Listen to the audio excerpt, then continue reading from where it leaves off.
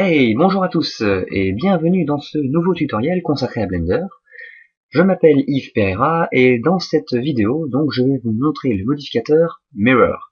Et avant toute chose, donc, on va optimiser l'espace. Donc j'appuie sur T pour enlever la barre d'outils sur la gauche et clic droit, Join Area ici, comme d'habitude en fait. Je vais élargir un peu la fenêtre de droite et je vais aller dans le sous-panneau ici des modificateurs et cliquer sur Add Modifier.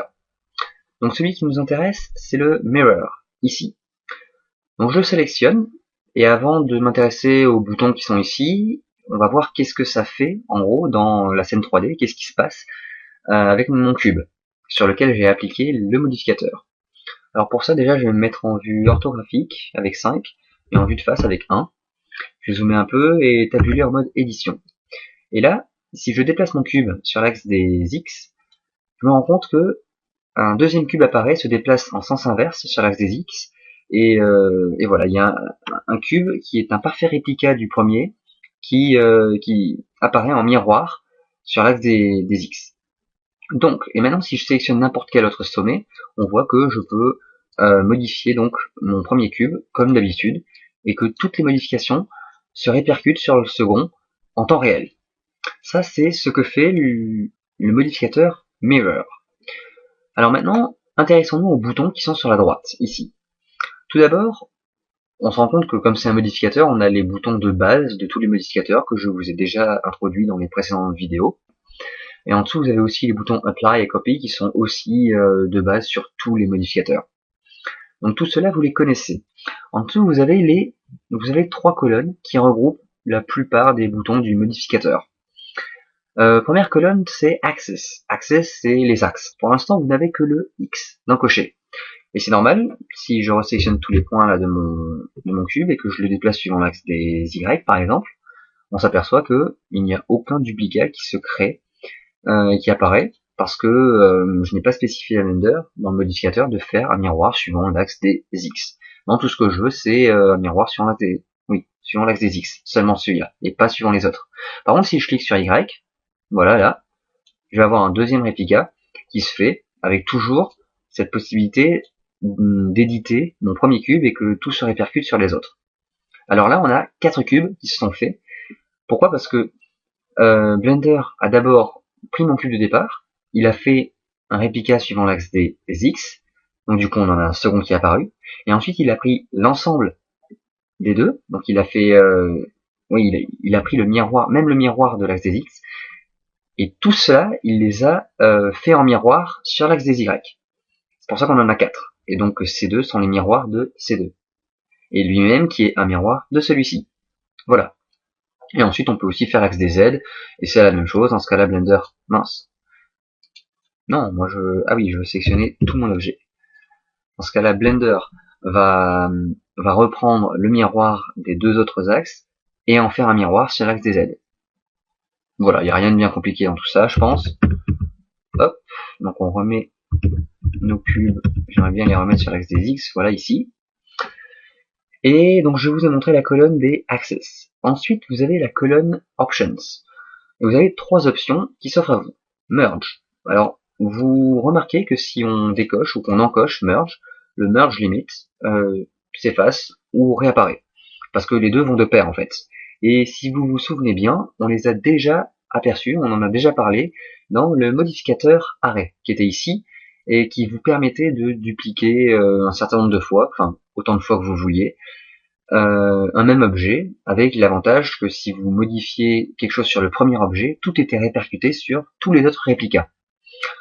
Là c'est la même chose que dans ce modificateur, c'est-à-dire que il prend en compte 2 points, et il va dire si ces 2 points sont assez proches, je les fusionne en un seul point. Et pour délimiter quel est le assez proche, on utilise le merge limit. Et donc c'est une distance qui est définie de base, mais que vous pouvez aussi modifier, et qui dit que si les 2 points sont au moins à cette distance, voire moins, au plus à cette distance, voire moins, on les fusionne en un seul point. Donc vous pouvez modifier cette distance, et vous pouvez même désencocher le merge pour ne pas prendre ça en compte, et faire en sorte qu'il y ait toujours 2 points, quelle que soit la distance qui les sépare, que ce soit toujours 2 points bien distincts. Mais bon, on va les laisser pour l'instant, le merge, je pense pas qu'on atteignera ces distances-là. Et on va passer à la deuxième option, le clipping. Alors le clipping, pour l'instant vous vous rendez compte que si je déplace mon cube ici, bah, il a aucune interaction avec son réplica, avec son miroir. Ça veut dire que je peux passer à travers, et outre le fait que si je déplace un point, c'est automatiquement, enfin en temps réel, ça se modifie en face, bah il y a aucun lien entre les deux. Si j'encoche clipping par contre, je vais redéplacer pour tout mon objet, et vous allez bien voir que hop, je ne peux plus dépasser le point de contact entre les deux objets. Une fois que les deux objets rentrent en collision, ils collisionnent vraiment, et ils peuvent plus passer l'un à travers de l'autre. Autre chose, une fois que les deux se sont touchés, et voilà, et donc sont rentrés en collision, tous les points qui sont rentrés en collision au centre ne peuvent plus se décoller. On peut déplacer le cube autant qu'on veut vers l'extérieur. Les points ici sont, je sais pas, soudés, collés à la colle hyper forte, le glue de je sais pas quoi. Et pareil, si je réfrénais encore plus, là voilà, je clique et ce sommet-là, c'est aussi clippé à l'autre. Et donc maintenant, si j'écarte mon cube, eh ben ces points-là ne voudront plus se décoller. Voilà, donc on peut désencocher clipping, et là, du coup, hop, je peux d'un coup séparer mon objet, et là j'ai recréé une face plane. Donc je vais refaire CTRL Z parce que j'aimais bien la forme que j'avais donnée à mon cube tout à l'heure. Voilà, c'est marrant. Et donc ça c'est pour clipping. Et ensuite vient vertex group. Alors vertex group, vertex ça veut dire sommet, et groups, bah, c'est des groupes. On n'a pas encore vu ce que c'était que les vertex groups. C'est quelque chose qu'on peut faire sous Blender ailleurs. On peut prendre un objet et à l'intérieur faire des groupes de sommets et dire bon bah ce groupe de sommets il a telle propriété, tel autre groupe a telle autre propriété. On verra ça dans d'autres tutoriels, surtout quand on verra alors, les particules sûrement et tout ce qui est les tissus. Enfin voilà, d'autres trucs comme ça. C'est par là qu'on verra les vertex groups. Pour l'instant on ne les a pas encore vus. Et en gros, s'il y en a certains parmi vous qui ont vu d'autres tutos et qui savent déjà ce que c'est, l'encocher ça permet de refaire, enfin de copier les vertex group sur la copie, sur le miroir en face. Donc s'il y avait un vertex group ici de ces trois sommets par exemple, eh bien Blender s'arrangerait pour qu'il y ait le même vertex group de l'autre côté sur la copie. Et quand vous faites apply, vous retrouveriez le vertex group ici. Après il y a j'ai pas vraiment vu tous les détails sur le net, mais il doit y avoir des paramètres de base à vérifier pour que ça puisse marcher. Mais voilà, on va pas trop s'attarder là-dessus. Troisième colonne, vous avez les textures, ici. Textures, on n'est pas encore venu là-dessus, c'est dans les tout prochains tutoriels qui vont venir. Et ça va vous montrer, une texture, c'est une image qui est appliquée à un objet. Et donc qui est collée par-dessus un objet, et qui permet de donner un peu plus de relief, et on s'en sert énormément quand on fait des jeux vidéo. Là, ça permet juste de copier les coordonnées de U et de V d'une texture sur la copie miroir. Donc là, on s'en sert pas vraiment parce qu'on n'a pas de texture. Donc je passe là-dessus. Merge Limits, je vous ai montré tout à l'heure. Et Mirror Object, ça permet de changer l'origine à partir duquel Blender calcule les axes qui sont ici. C'est-à-dire que pour l'instant, Blender, on lui a dit axe X, axe Y, axe Z, et il se repère aux axes global de mon repère, enfin global de ma scène. C'est-à-dire que pour l'instant, les seuls axes que j'ai une origine du repère qui est ici, et j'ai mes trois axes, enfin on n'en voit que deux, on voit que le X et le Y, et c'est tout. Et je me repère tout l'origine de mon espace est située par rapport à ces axes. Maintenant on peut changer le repère du miroir et dire bon bah je veux pas me repérer juste à ça, je veux me repérer à un autre objet. Et dans ce cas-là, le meilleur exemple, bon je vais taper en dehors, enfin en mode objet, faire Shift A, le meilleur exemple, le meilleur objet c'est le empty, l'objet vide. Je pense que j'en ai déjà parlé auparavant. On sélectionne cet objet et on va dire bon bah cet objet sera notre nouvel axe, notre nouvel système, notre nouveau repère pour le miroir en tout cas, pas forcément pour tout ce qui est autour. Je resélectionne donc mon cube et dans Mirror Object qui est ici, j'ai encore les panneaux déroulants qui bug, je vais sélectionner Empty au milieu, c'était celui du milieu. Donc je sélectionne Empty et donc quand je sélectionne mon objet ici, on voit que le miroir n'a pas changé. Bah, c'est un peu logique parce que mon empty est au centre du repère.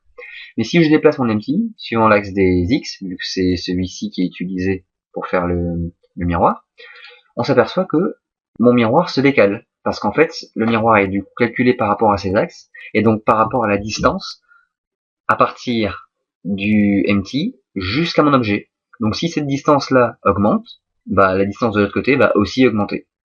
Donc voilà, du coup on peut facilement jouer avec, facilement positionner notre duplicat de cette manière, et on peut aussi l'animer. Si on anime notre empty, on peut animer le déplacement du miroir, ou alors s'amuser à tourner un peu l'origine du repère. Parce que comment tourner les axes de base, ça on peut pas. Il faut tourner le cube de base au début et s'arranger comme on peut.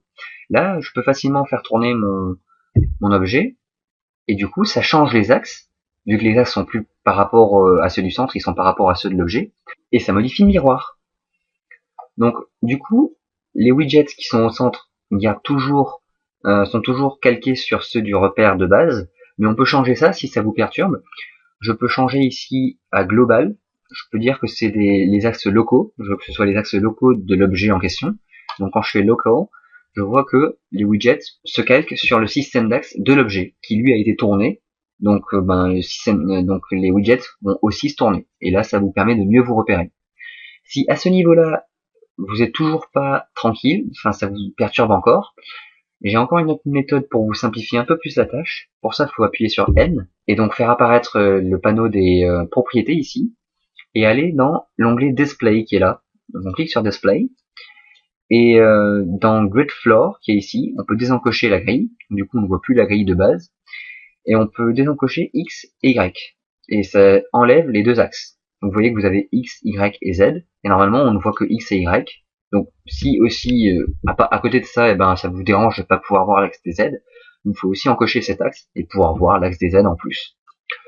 Donc voilà, mais là on va les décocher et comme ça là vous pouvez peut-être plus facilement vous fier aux repères des widgets et ça peut peut-être plus facilement vous aider à vous repérer quand vous faites votre miroir.